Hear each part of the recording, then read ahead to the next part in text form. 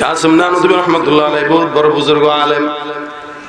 এই আলেমের কাছে একবার আসছে, এই ঘটনাটা আমরা আমাদের উস্তাদদের কাছে সবকের ভিতরে শুনছিলাম। কাসিম নানুতুবি রাহমাতুল্লাহ আলাইহি ওনার কাছে কিছু বেদাতি বন্ড আসছে, বেদাতি বন্ড একটা লাশ নিয়ে আসছে। লাশটা নিয়ে এসে বলে, হুজুর একটু জানাজা পড়ায় দেন।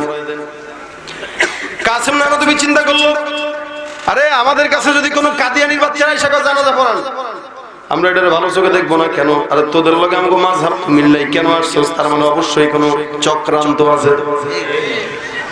বেদাতি ভণ্ডরা কাসিম নানুতুবি রাহমাতুল্লাহ আলাইহির কাছে সুন্দর করে লাশ নিয়ে যায়। আসলে এটা লাশ ছিল না, এটা একটা জিন্দা মানুষ ছিল। জিন্দা মানুষের লাশ বানায় কাফনের কাপড় বেচায় নিয়ে গেছে। এদের উদ্দেশ্য ছিল হুজুর আজকে বোকা বানাবো। বোকা কেমনে? নিয়ত করছে, পরামর্শ করছে, দোস্ত তোরে আমরা লাশ বানায় নেব, হুজুর যখন জানাজা দাঁড়াবে এক তাকবীর দিবে, আমরা পিছন থেকে কাশি দেব, আর তুই লাফ দিয়ে ওইটা কবি ভুয়া ভুয়া ভুয়া। এটা যদি করতে পারি তা কাসিম নানুতুবি লজ্জা পাবে, কারণ কাসিম নানুতুবি রাহমাতুল্লাহ আলাইহি বহুত বড় হাস্তি। মানুষ যখন দেখবে কিরে জানাজা পড়ায় যে জ্যান্ত, কি বলে মুর্দা মানুষ জ্যান্ত করে ফেলাইছে, আসলে তো এটা মুর্দা ছিল না, এটা জ্যান্ত ছিল, এটা বুঝেই নাই হুজুরে। এই চিন্তা করে সবগুলা গেছে, বাটপারি করতে গেছে আলেমের সঙ্গে, হুজুরের সঙ্গে। হে মুসলমান, বাটপারি কিন্তু সব জায়গায় চলে না। ইসলাম নিয়ে বাটপারি কোনোদিন চলে না। এই রাজনীতি সবকিছু নিয়ে চলে, মাগার ইসলাম নিয়ে রাজনীতি চলে না, কোরআন নিয়ে রাজনীতি চলে না। খবরদার, আলেমদের সঙ্গে কথা বলতে গেলেও সাবধান, আলেমদের সঙ্গে বোঝাপড়া করতে গেলেও সাবধান। কারণ অতীত ইতিহাস বলে যারা আলেমদের সঙ্গে বেয়াদবি করছে তাদের মরণ কিন্তু ভালো মতো হয় নাই। কাসিম নানুতুবির কাছে লাশ নিয়ে আসছে। কাসিম নানুতুবি রাহমাতুল্লাহ আলাইহি বলেন, এই তোমাদের লাশ তোমাদের আলেমদেরকে দিয়ে জানাজা পড়া, আমার কাছে কেন আসছো? বন্ডরা ডাক দিয়ে বলে, হুজুর আপনারা সবাই মহব্বত করি আমরা। কও বুঝি তো কি মহব্বত করস না?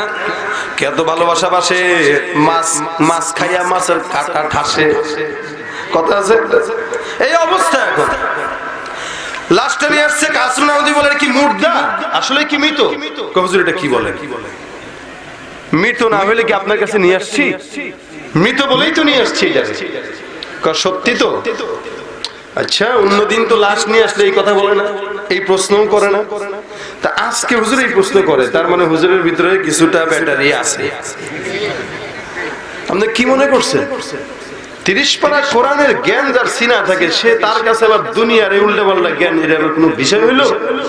হ্যাঁ, আপনি যদি রড সিমেন্টের কারবার বুঝতে পারেন, তাহলে সিমেন্টের কারবার ঢুকে, ইঞ্জিনিয়ারে ঢুকে, ডাক্তারে ঢুকে, কোরআন তো ঢুকে না। কিন্তু আমার ভিতরে কোরআন যেটা ঢুকে গেছে, এখন দুনিয়ার এমন কোনো জিনিস নাই যেটা আমার ভিতরে ঢুকবে না ইনশাআল্লাহ। কাসিম নানুতুবি রাহমাতুল্লাহ লাশ দেখাই বলতেছে, বেটা এটা কি জীবিত না মৃত এটা বল। হুজুর এটা মৃত। ঠিক আছে, মনে মনে করে দাঁড়া, খেলা আজকে দেখামু ফাইজলামি। আলেমরা আলেম না। আল্লাহর হাবিব বলেন, কুনতু সামাউল্লাযী ইয়াসমাউ বিহা ওয়া বাসরুহুল্লাযী ইউবসিরু বিহা ওয়া রিজলুহুল্লাতী ইয়ামশি বিহা ওয়া ইয়াদুহুল্লাতী ইয়াবতিশু বিহা। হে মুসলমান, আলেম ওলামা একদম যখন আল্লাহর মহব্বতে ডুবে যায়, তাদের কান তখন তাদের কান থাকে না, আল্লাহ পাকের কুদরতের কানে রূপান্তরিত হয়ে যায়। তাদের হাত তখন তাদের থাকে না, আল্লাহর হাতে রূপান্তরিত হয়। তাদের পাও তখন তাদের পাও থাকে না, মালিকের কুদরতের পাও রূপান্তরিত হয়। হে মুসলমান, মাওলা বলেন, মাল্লাহুল মাওলা ফালাহুল কুল। যা আল্লাহর জন্য হয়ে যায়, আসমান জমিন গ্রহ নক্ষত্র প্রত্যেকটা সৃষ্টি জগৎ ওই বান্দার জন্য হয়ে যায়। কাসিম নানুতুবি রাহমাতুল্লাহ আলাইহি লাশটা সামনে নিয়ে শোয়া রেখে ডাক দিয়া বল, ঠিক আছে এবার জানাজা হবে, সবাই কাতার সোজা করে দাঁড়ান। সবাই কাতার সোজা হয়ে দাঁড়াইছে, হাজারো মানুষ উপস্থিত হয়ে গেল। এই লাশটা কিন্তু জীবিত না মৃত?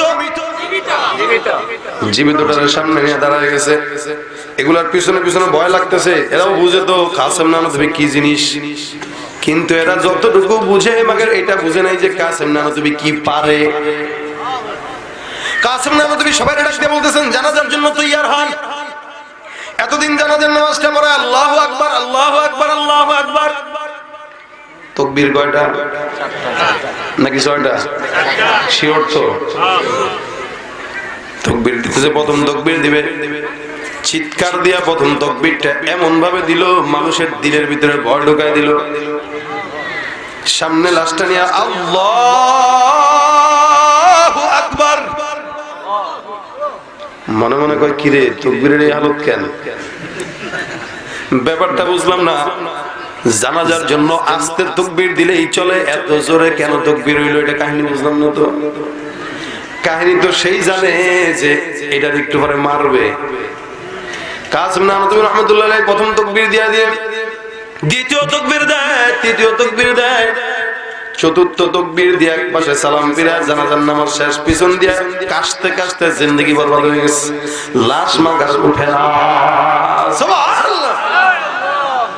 কাসিম নানতুবি রাহমাতুল্লাহ আলাইহি সালামটা ফিরে ডাক দিলেন, এই বেঈমানের দল, এতক্ষণ পর্যন্ত কাশাকাশি শুরু করছস, লাভ নাই। তাকবীরের হালতে বুঝছস নাই, জ্যান্ত মানুষটারে জানাজার জন্য নিয়ে আসছস। আগে প্রথম তাকবীর এটারে বড় কইরা দিয়া মারলাম, পরের 3 তাকবীর দিয়া জানাজার নামাজ পড়াইলাম।